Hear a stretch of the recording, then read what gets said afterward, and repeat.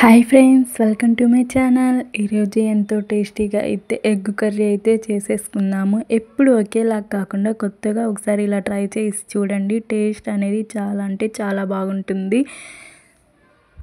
దానికోసం అయితే 4 ఎగ్స్ ఇలా బాయిల్ చేసేసుకొని ఆయిల్ వేసుకొని కొంచెం పసుపు, కారం, ఉప్పు వేసుకొని ఎర్రగా వచ్చేంత వరకు అయితే వేయించేసేసుకొని పక్కనైతే పెట్టేసుకుందాము.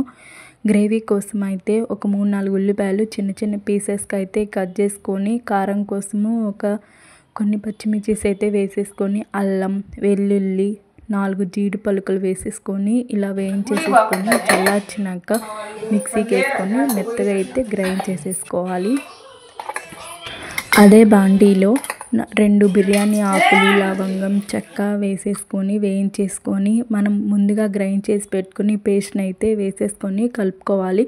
లైట్గా ఆయిల్ పైకి తేలేంత వరకు అయితే ఉడికించేసుకొని పసుపు, ధనియాల పొడి, కొంచెం రుచికి సరిపడే ఉప్పు వేసుకొని కలుపుకోవాలి.